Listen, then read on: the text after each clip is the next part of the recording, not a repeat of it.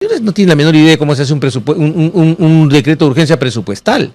O sea, va a la Dirección de Crédito Público con todos sus asesores ahí, más el director de Crédito Público, a la Dirección de Presupuesto Público con sus asesores que opinan, el viceministro de Hacienda con sus asesores que opinan, el ministro de Economía y luego va al Consejo de Ministros que vota el decreto de urgencia. ¿Cómo podían estar solo los dos? Eso solamente demostraba que estaban lanzando un sonoro rebuzno jurídico. Eso, el Congreso ha dicho que se espere al 28 de julio del 2026. ¿Está diciendo burros usted? Estoy diciendo burros. Porque es una burrada. Defendiendo, era el representante del Congreso de la República. Sí, claro. Sí. Y defendía la ley 31751, no la ley Soto. Conocida como la ley Soto. Una maldad eso. ¿Una maldad por qué? ¿Por qué no beneficia solo a Sotos? Es una ley que pone en orden una cosa que ha estado muy mal hecha. ¿Por qué? Explico. No mueve un solo plazo de prescripción esa ley.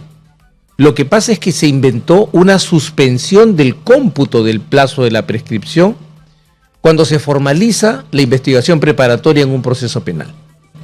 ¿Qué significa esto? A ver, el proceso penal tiene 3 etapas. Investigación preparatoria, etapa intermedia, que ya todo el mundo la conoce por el caso Cócteles, por todo lo mal que se puede hacer. Que se ha venido abajo. Y el juicio oral, que lo han visto ustedes con el caso de Ollanta. La investigación preparatoria se divide en 2 subfases: las diligencias preliminares de investigación y la investigación formalizada. Entonces a usted le hacen una investigación, unas diligencias preliminares, el fiscal decide formalizar y a partir de ese momento se suspende el cómputo de la prescripción.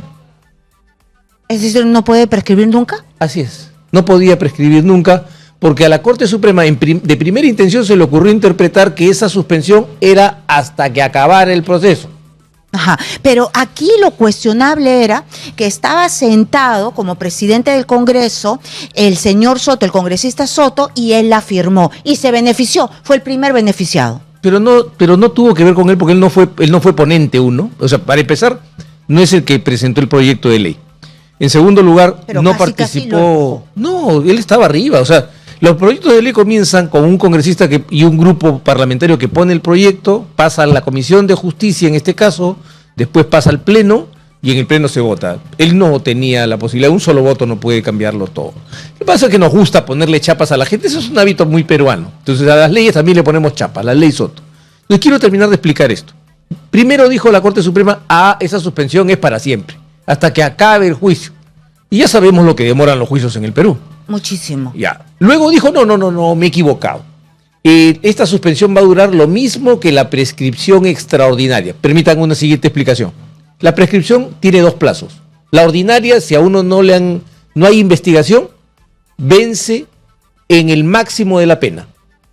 Y cuando le abren investigación, es el máximo de la pena más la mitad. El máximo de la pena es decir, si la pena es 20 años, 20 años. Más 10.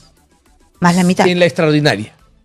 Ya. 20 más 10, 30 años. Pero esa es la extraordinaria. Porque es la usual es la extraordinaria porque le abren investigación. Cuando le abren investigación ya se aplica la extraordinaria. De acuerdo.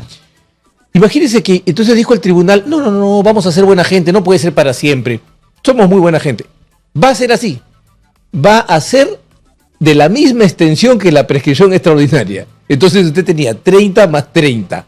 60 años. 60 años para la prescripción. Para la prescripción. Es decir, si alguien tenía un procedimiento, ¿no prescribía hasta después de 60 años? Si le abrían la investigación, hasta después de 60 años. ¿Qué tiene que ver eso con la vida común? Con que los juicios no terminan nunca.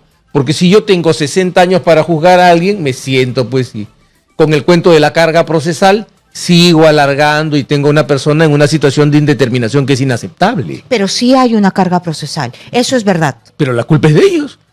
Muy bien, pero con esta ley no es la ley Soto. Usted me va a permitir que la recuerde, es la ley 31-751, ley Soto. La ley Soto. Ya le pusieron la chapa, se queda en el Perú cuando uno le pone la chapa, se queda para siempre. Entonces, para que la gente entienda, la ley Soto, sí muchos que creían que todavía podían tener el tiempo para procesar a estas personas, bueno, se vieron truncados y se asimilaron a esta ley y ya están fuera de cualquier procedimiento. Pero es que el punto, como el señor Soto. Es que el punto está ahí, Karina. Fíjese, ¿qué hacemos? Tenemos a la gente, no solamente Soto, es el caso del hombre común, que lo tienen 5, 10, 15 años en proceso, sin definir su situación, estigmatizado, sacando con estos reportes que se hacen. Si le hacen una investigación por lavado de activos a alguien, se informa a los bancos lo votan. Lo votan. En procesos complejos. Y en procesos complejos peor todavía. O sea, a ver, vamos a dar un ejemplo. Sencillo nomás. Solo en el caso de Keiko Fujimori. La imputación por falsedad genérica, por declaración falsa, no ha prescrito en el caso de Jaime Yoshiyama. Y Jaime Yoshiyama tiene 81 años, va a cumplir 82, y ese delito tiene 2 años de pena, pero no ha prescrito porque se aplicó la ley la ley como estaba antes. ¿Y ahí cuánto tiempo tiene? Entonces tiene 2 años más 2. 2 más 1, 3, en 3 años debió terminar. Ya, ¿y? Pero no. Sigue acusado. Tiene para la eternidad. Pero por eso ahora ya con esta norma, no señor. Eso ya terminó. Usted no puede seguir persiguiendo a alguien. Su patrocinado, porque usted es abogado de Jaime Yoshiyama, él nunca va a ir a la cárcel porque hay una nueva ley desde el Congreso de la República que los sentenciados mayores de 80 años pueden ir y purgar condena en su casa. Previa evaluación del juez. Depende de la decisión del juez, así que la responsabilidad de los jueces, no de los legisladores. Si el juez decide votar a todos porque tienen 80 años y no observa si se ha cumplido el programa de rehabilitación del sistema penitenciario, es culpa del juez. O sea, lo que es humano. O sea, ¿qué hacemos con ancianos? Tenemos ancianos de 85, 90 años en los penales. ¿Qué hacemos con esa gente? O sea, ¿los dejamos morir en los penales? ¿El sueño del Perú es ver morir a seres humanos en los penales? No. ¿Por muerte natural? No. Pero que una persona no haya pisado nunca un penal porque cumplió la edad de los 80 años y ha cometido delitos. No es así. Vuelvo a decir, depende del criterio del juez. El juez tiene que evaluar una serie de factores. Advierto, por ejemplo, que en el caso de Jaime Yoshiyama, Jaime vino al Perú sabiendo que lo iban a meter en un penal y estuvo ahí durante 15 meses y lo saqué con 40% de los pulmones ocupados por la COVID. En el caso Odebrecht ya hubo una persona que el juez, por tener 80 años, lo mandó a su casa. Si lo ha sacado sin contemplar el cumplimiento del programa de rehabilitación, es una responsabilidad del juez. Hay que poner las responsabilidades donde corresponden. Es una ley humanitaria. El derecho penal en las sociedades democráticas es humanitario. No está destinado a destruir a la persona, a pasarla por un molino. Está destinado a recuperar al ser humano.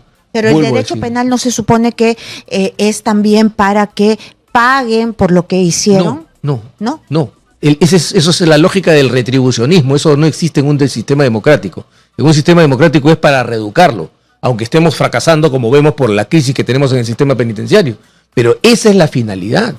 Y no, la gente se equivoca o se le mueve pues el peor sentimiento porque estamos en medio de una crisis de seguridad ciudadana y se le dice que nadie debe salir de la cárcel. ¿Qué hacemos, repito, con ancianos? Pero tienen que entrar, ¿no? Tienen que entrar porque ¿dónde se reeduca? No, claro que tienen que entrar. Claro. Vamos a pasar a otro tema porque he estado leyendo algunas de las entrevistas que se le ha hecho a propósito de todas las denuncias que se le ha ejecutado, trasladado al Congreso de la República en torno a la presidenta de la República. ¿Usted no está de acuerdo? ¿Por qué? No es que no estoy de acuerdo. Yo estoy de acuerdo con el artículo 117 de la Constitución. El artículo 117 de la Constitución dice que durante su mandato el presidente solo puede ser acusado por traición a la patria, por disolver el Congreso fuera de la previsión del artículo 134, es decir, si no ha habido negativa de confianza o censura 2 veces, y por impedir la reunión o funcionamiento del Congreso de la República o de los organismos electorales. Eso es por todo lo que se puede acusar. De estos hechos, solamente uno es delito, traición a la patria. Cuando el fiscal se pone a acusar y acusar y acusar al presidente, lo que trata es de desestabilizar el sistema político. No puede hacer eso. No debe hacerlo. El constituyente protegió al presidente con una inmunidad absoluta. Yo creo que esto va a quedar claro en el fallo del Tribunal Constitucional. Se jugó con las palabras diciendo, no, investigar es distinto de acusar. No, usted le está imputando un delito. Eso es una acusación. Así lo interpreta la Corte Interamericana de Derechos Humanos en el caso Barreto Leiva contra Venezuela. Entonces, lo que la fiscal ha hecho es no cumplir con la Constitución. El artículo 128, vamos a detenernos un momento. El presidente de la República no puede desarrollar ningún acto válido sin el referendo de un ministro. Y el artículo 128 de la Constitución dice que los ministros son responsables por los actos que refrendan, salvo que renuncien. ¿Ok? ¿Quiénes son responsables de los, entre comillas, delitos de la señora Boluarte? Los ministros, pero el caso ¿Y por qué no los Rolex, investiga? Pero el caso Rolex, Ay, si es es que, chiste. sí, pero si ella miente y Pero en la el gente caso no va presa porque de miente. y en el caso de las cirugías, si ella miente, Pero vuelvo a decir, no la hay, gente no va presa porque miente. ya sé, pero no hay una vacancia por inmoralidad. ¿Cuál es? Incapacidad moral permanente. Incapacidad moral Pero es que, a ver, vamos a permanente. decir. Una mentirosa patológica. Pero la puede incapacidad. ser, es que se lo pregunto Karina, yo a usted. La felicito. No, ¿Ha logrado yo le usted el pregunto. grado de psiquiatra ya? No. Está diagnosticando. Es que se lo pregunto yo. No. Se lo estoy preguntando porque yo no soy la. No, yo sé, abogada. estamos bromeando para relajarnos. Es que se lo pregunto. Una mentirosa patológica podría ser presidenta de la República habiendo en la Constitución un artículo de incapacidad moral. Pero es que el punto va por ahí. La incapacidad moral permanente no es porque el presidente mintió en cosas nimias, porque son cosas insignificantes, son mentiras tontas, que lo que es peor políticamente ¿Mentiras hablando. tontas Es una mentira tonta. a la nación? Es una mentira tonta, me operé o no me operé. Entonces las mujeres guardan secretos de ese tipo de cosas pues con un sello que ni el Vaticano lo puede abrir. Entonces, sí. claro, Mire, usted sabe. ¿Usted ha escuchado a las mujeres contar sus operaciones? Sí. En privado, entre ustedes, pero en público, no. Entonces, el punto está acá. Nos vamos a ir a una pausa, Ya. pero hay una parte de la Constitución que habla de incapacidad moral y él decía que no, que básicamente no estaban formuladas de esta manera. Y no están formuladas de esta manera, están formuladas de otras maneras, no habla de incapacidad moral. Sí, habla de incapacidad moral ¿Sí habla? permanente ¿En incapacidad cuál? moral en la Constitución, en las causales de vacancia. No, pero las denuncias de la No, Fiscalía las denuncias no hablan. son delitos, Entonces, son por delitos. son por delitos, entonces Pero además no habla la de fiscal incapacidad no puede hacer una denuncia Por constitucional incapacidad. por infracción de la Constitución, solo la pueden hacer los congresistas o los particulares. La fiscal de la Nación no. Ya, solamente. Solo el tema penal. Ya, entonces, si ella puede hacer este tipo de denuncias, entonces, ¿por qué usted dice que está mal lo que ella plantea? No, lo que me Sí, refiero es a la materia que puede tocar ella en sus denuncias. Pero en esta oportunidad, tratándose del presidente, no lo puede hacer. Ella no puede tocar al presidente de la República. Al presidente de la República se le toma cuentas el 28 de julio del último día, del último año de su mandato. pero a último Pedro día de su man- Castillo sí, el se le último día de su tomaron mandato. cuentas antes. Ah, no, y yo me pronuncié. Yo tengo artículos publicados, además, Muy bien, en la pero revista hay Peruana de Derecho precedentes. Público. Pero hay precedentes. Pero es que es un mal precedente. Un error no genera derecho. Eso es muy importante tenerlo presente. Fue un gravísimo error encartar al presidente de la República. Pero entonces, Y yo lo advertí. en Y dije, este se van momento- a arrepentir de eso. Y ahora nos estamos arrepintiendo de eso. bueno, pero hay precedentes y en este momento está esto en discusión en el TC. Sí. Entonces todavía no se puede decir que está prohibido. Sí, porque la norma, la práctica, excepto con Pedro Castillo, lo que fue una violación del derecho a la igualdad en la aplicación de la ley, la práctica uniforme desde 1828 que se aprobó la acusación contra el presidente de la República, desde la carta de 1823, desde la primera, hasta acá, fue no tocar al presidente. Excepto en la del 23 que se podía tocar porque el presidente no era como el presidente que tenemos ahora, era un comisionado del Congreso de la República. Pero ahora no se puede. Lo que se hizo con Castillo, y me permito en este clavo jactarme, fue equivocado y lo advertí. Vamos a lamentar porque el presidente, nos guste o no nos guste, es el sol del sistema político. Es el centro gravitacional del sistema político. Si movemos al presidente del sistema político, todo se conmueve. Entonces es muy peligroso eso. Por eso lo pensó el constituyente tomando la idea de la Constitución americana y de los razonamientos que don Anthony Hamilton en la Convención Constituyente de Filadelfia planteó. Es más importante la estabilidad del gobierno que esta supuesta necesidad de encartar a los presidentes, y así lo entendieron los grandes de Filadelfia. Bueno, entonces usted es un convencido de esto. Entonces, por eso que cualquier acción de la Fiscalía denunciando a la presidenta Dina Boluarte le va a parecer que va en contra de la Constitución. Caso Rolex, lo que ha dicho la fiscal de la Nación, que lo reconsideren. ¿Se puede reconsiderar? A ver, voy a repetir esta maldad que he dicho sobre la señora Espinosa, y es que yo la veo como una niña, la señora Espinosa, que me disculpe, pero parece una niña. Esto que hace es infantil. ¿Por qué? ¿Es una rabieta? No es una niña jugando con su amigo imaginario, sino una niña jugando con su procedimiento imaginario. El Ministerio Público no tiene la potestad de pedir la reconsideración de ninguna decisión del Congreso. El único que puede pedir una reconsideración al Congreso es un congresista de la República. La señora no lo es. O sea, tenemos un problema grave en el Ministerio Público. Comenzó con el señor Villena, que dudo que haya aprobado el curso de Derecho Constitucional y de Derecho Financiero en el primer intento. En el sustitutorio tal vez lo hizo. Y lo mismo pasa con la señora Espinosa. A la señora Boluarte la investigó Villena, y ha seguido a la señora Espinosa por un supuesto soborno del señor Oscorima, mi defendido, al darle los Rolex. Claro. ¿Ya? Y los recibió. Y que le diga, y que a cambio de eso le dio 100 millones en un decreto de urgencia. La señora no tiene la menor idea de cómo se hace un decreto de urgencia presupuestal. O sea, va a la Dirección de Crédito Público con todos sus asesores ahí, más el director de Crédito Público, a la Dirección de Presupuesto Público con sus asesores que opinan, el viceministro de Hacienda con sus asesores que opinan, el ministro de Economía, y luego va al Consejo de Ministros que vota el decreto de urgencia. ¿Cómo podían estar solo los dos? Eso solamente demostraba que estaban lanzando un sonoro rebuzno jurídico.